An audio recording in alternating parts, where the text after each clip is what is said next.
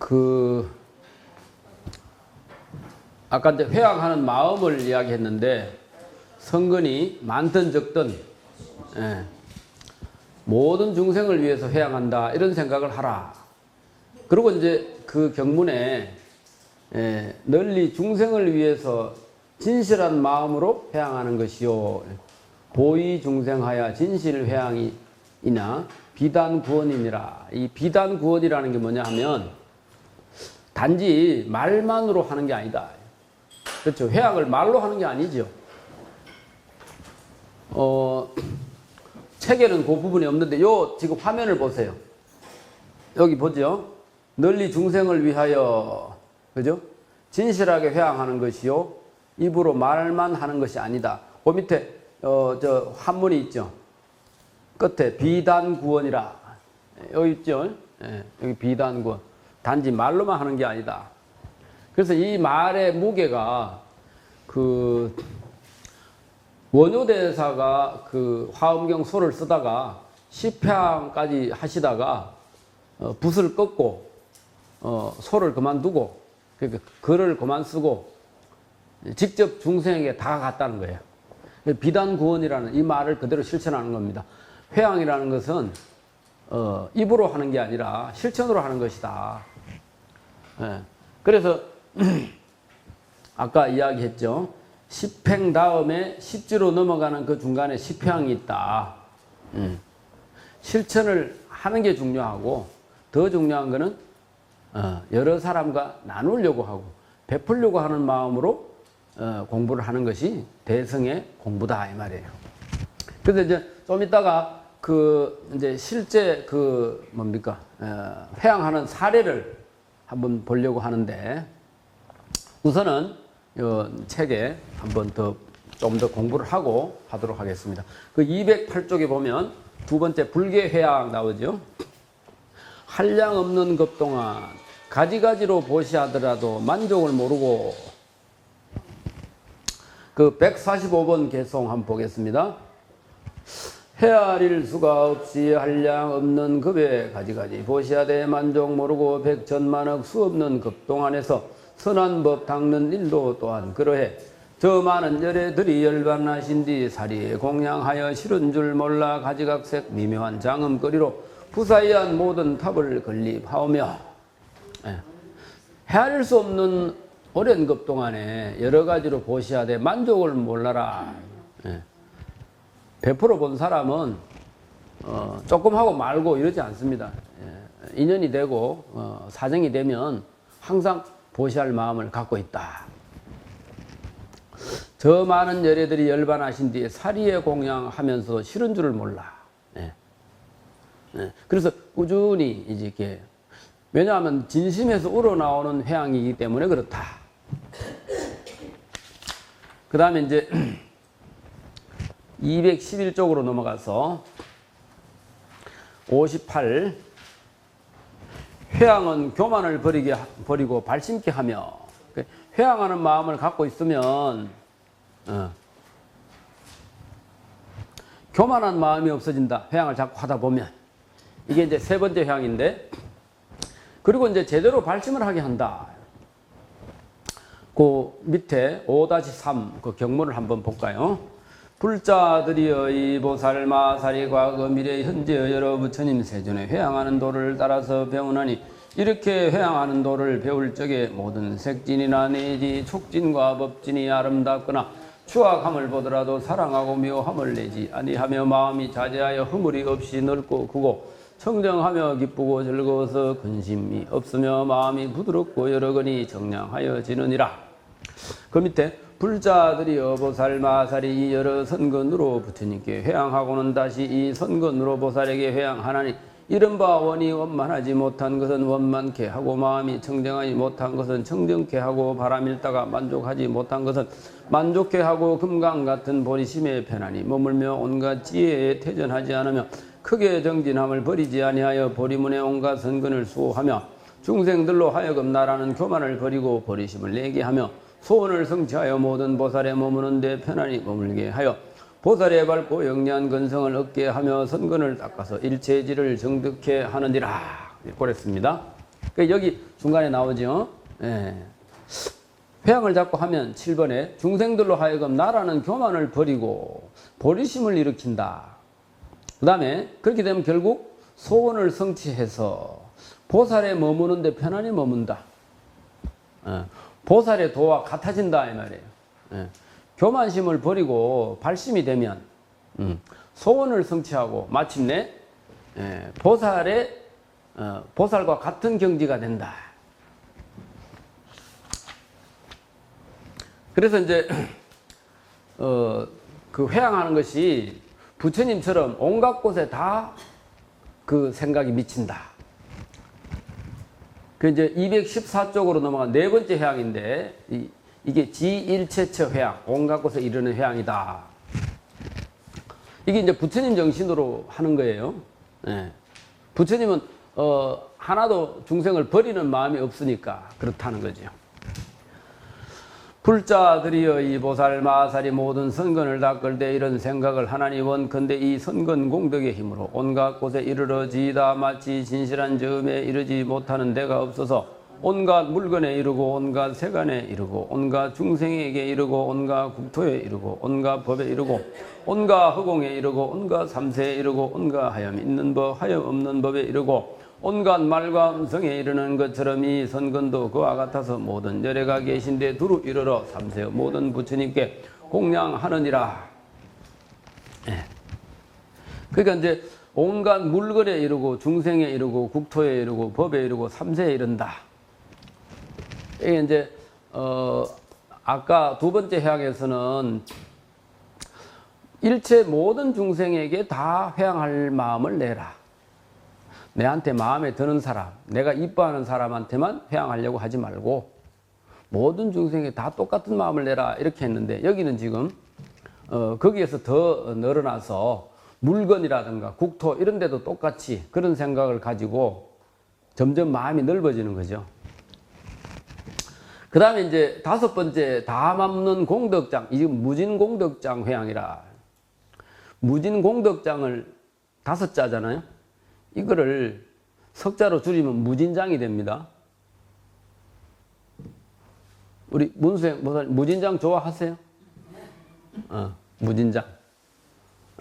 창고가 엄청나게 큰 거를 무진장이라 합니다. 끝이 없는 그죠 창고. 경봉 스님이 무진장 굉장히 많이 쓰셨어요. 그러니까 그 어른이 그 무진장을 많이 쓰는 이유가 있을 거예요. 마음을 닦으면 우리 마음에 무진장한 보배가 가득 찬다. 마음이 넓어진다 이 말이에요. 그렇게 되면 공덕을 남하고 나눌 수가 있거든요. 그러니까 그런 생각으로 늘 세상을 살아가라 이 말이에요. 근데 여기서 이제 무진장 공덕을 살려면 어떻게 해야 되느냐? 거기 방법이 나옵니다.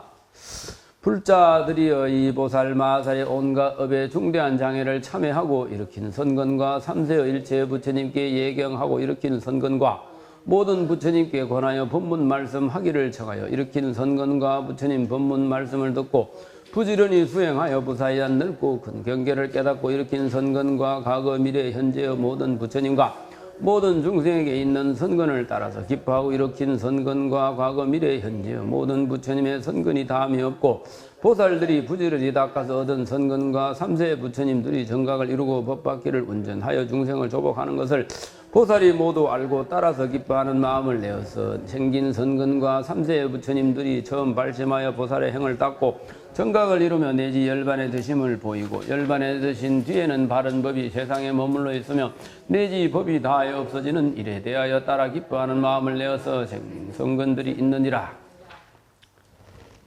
이게 이제 보살은 항상 제일 먼저 참회를 해라.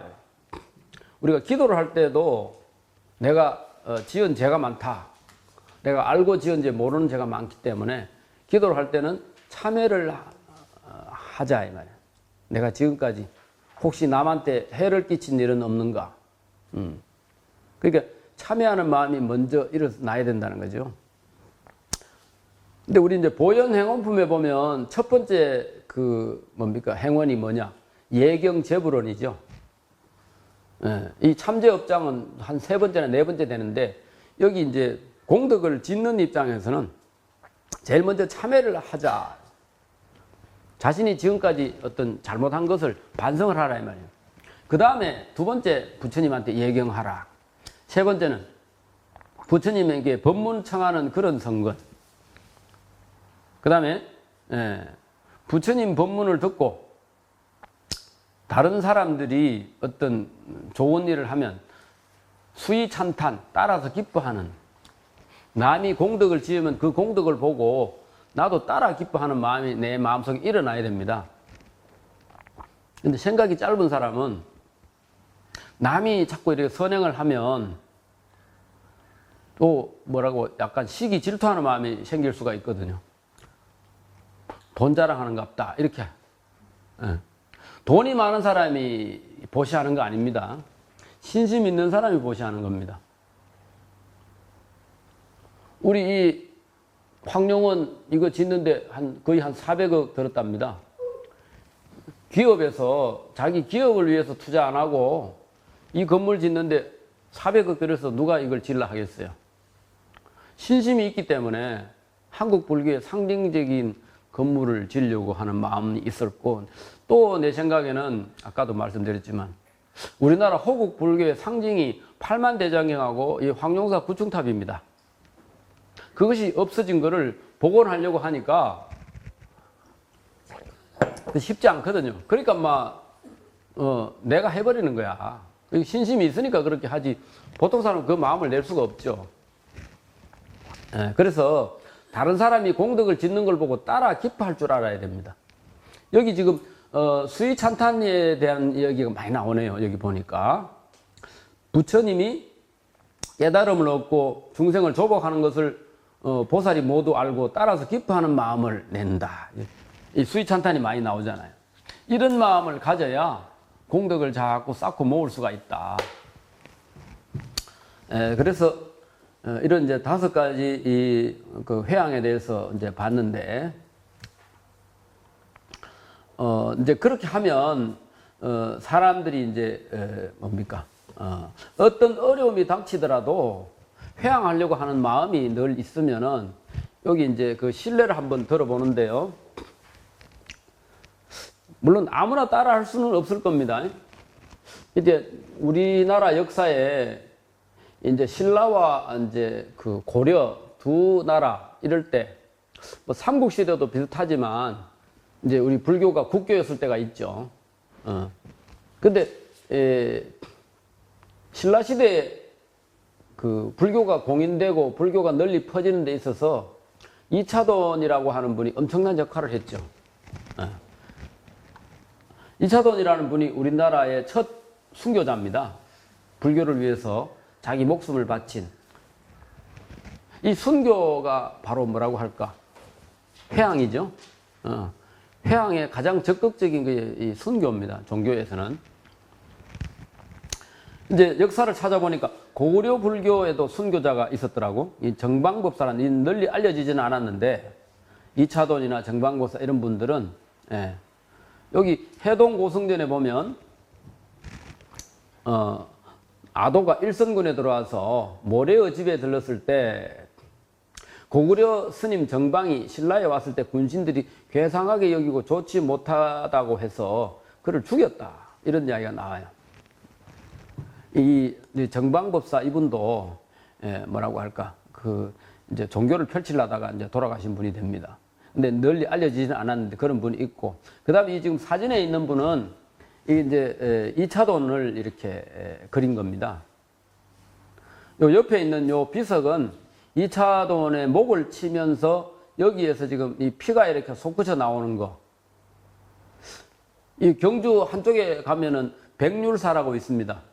거기 가면 제가 이제 직접 가서 확인했는데, 요 지금 이차돈 얼굴은 좀 이쁘게 그린 거고, 거기 모셔진 또 상이 있습니다. 그게 언제 한번 우리가 이제 시간이 되면 한번 가볼 수 있는데, 요거는 지금 아마 이 경주 박물관에 있는지, 신라불교 최초 순교자 이렇게 하면서 이렇게 목을 쳐가지고 이 피가 이렇게 솟구쳐 오르는, 그래서 흰 피가 나왔다 이랬잖아요. 신라 시대, 법흥왕 시대에 아마 공인은 527년에 됐는데 법흥왕 시대에 민간에 불교가 많이 퍼져 있는데도 불구하고 사람들이 옛날 토속 신앙이라든가 미신에 치우쳐 가지고 이제 불교가 이제 아주 그 국가에서 장려할 수 없는 그런 상황이 됐을 때 법흥왕하고 이차돈이 이렇게 이제 크게 마음을 내서 결국은 이차돈이 결국 순교하면서 그것이 기적이 일어나는 바람에 신라 사람들이 이제 옛날에 믿었던 신앙이 다 없어지고 이제 그렇게 됐다는 거죠. 이차돈은 너무 이제 유명해서 여러분들이 다 아실 것이고, 그 다음에 이제 고려 불교에도 나홍 스님이라는 분이 이 순교하신 분입니다.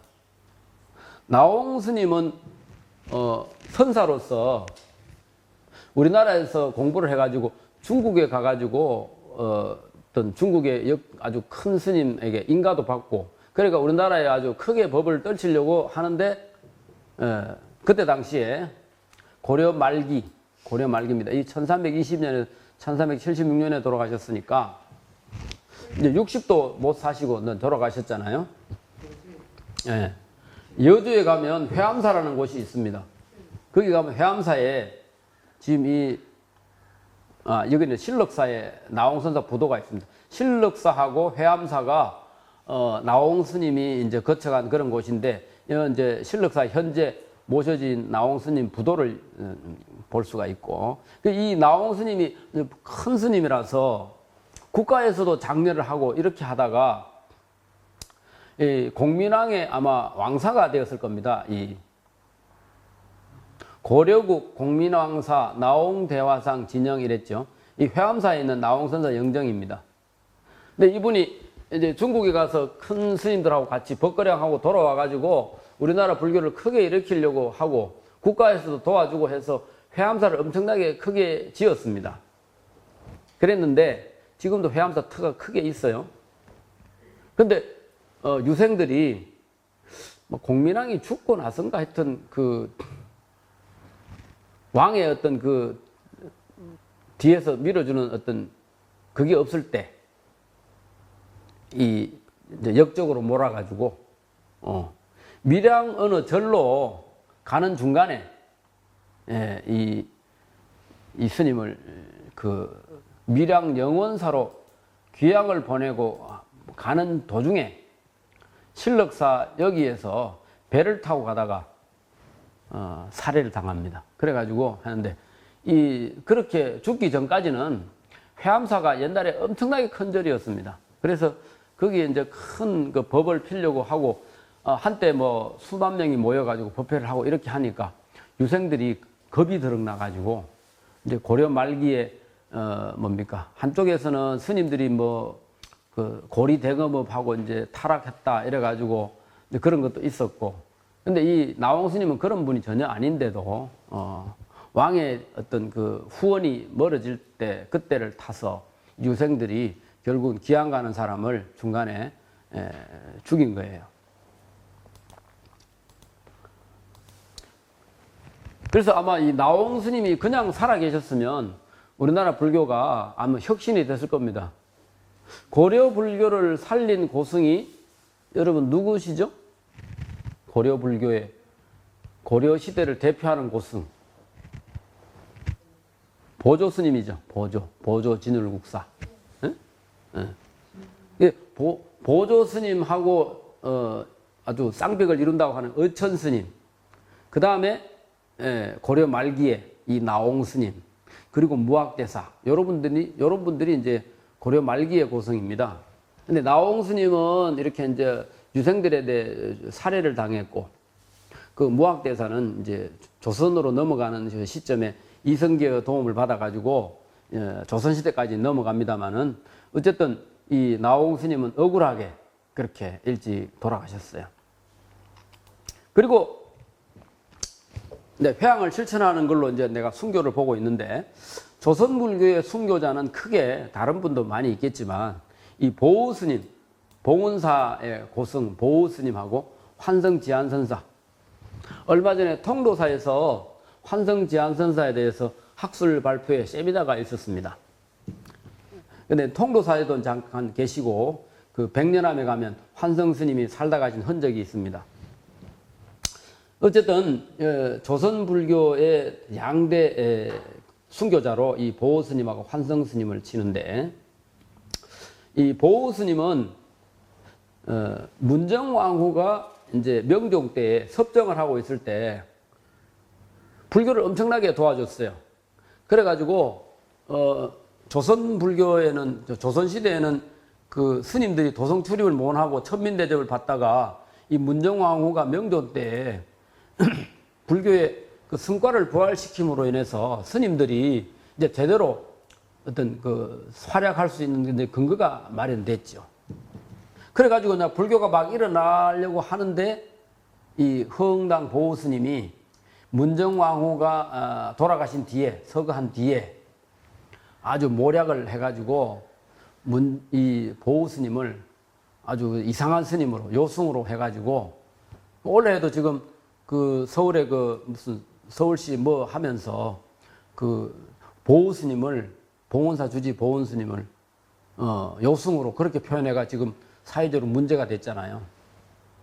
근데 이 문정왕후가 돌아가시고 나서 바로 모략을 해가지고 제주도로 유배를 보내고, 그래 제주도에 가서 유배지에서 유생들한테 돌을 맞아서 죽었습니다. 이분이 이제 허응당 보호대사인데 지금 이 영정은 봉은사에 모셔져 있습니다. 그리고 이제 옆에 계신 분이 이제 환성지안선사인데, 이분은 약 한 그 보호 스님보다 한 100년 넘게 뒤에 분인데, 그러니까 이제 보호 스님이 저렇게 순교하고 나서 성과가 부활돼 가지고 서산대사하고 사명대사가 나타나 가지고 이제 임진왜란때 아주 큰 공을 세우잖아요. 그게 호국불교의 고승이잖아. 근데 그 뒤에 환성지안선사는, 이분은 이제 화엄경 공부한 분이고 또 아주 유명한 강사입니다.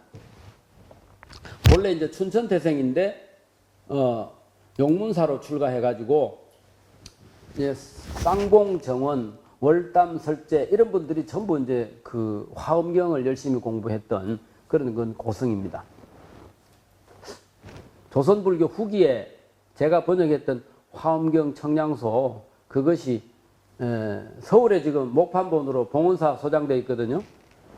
그것이 이제 백암성총이라고 하는 고승이 저 임자도에 중국에서 넘어온 배가 이제 파선이 돼가지고 있을 때 거기서 그 책을 가져와가지고 그 책대로 목판을 새로 만들어가지고, 그래서 그걸 찍어가지고 이제 화엄경 연구 붐이 일어났어요. 그래서 우리나라에 이제 조선조 후기에 화엄경 공부해가지고 고성된 사람들이 많습니다. 여기 보면 1690년 직지사의 화엄좌주 모은진언이라든가 이런 분들, 또 이런 분들이 금산사에서 화엄법회를 열었고 그랬는데, 지금 여기 나오는 환성 스님이 모은 스님의 강맥을 이어가지고 직지사에서 이제 공부를 하고 나중에 금산사에서 화엄법회를 열었습니다. 그런데 이 모은 스님도 유명한 강사인데, 환성 스님이 자기 강맥을 이어받고 그러고는 강의를 한번 법회를 시켜봤더니 법문을 더 잘하거든. 그래가 이 스승이 떠나버렸어. 어디 토굴에 가셔가지고 법을 전하고는 떠나버린, 그 정도로 이 환성선사가 대단한 분이었다는 거죠.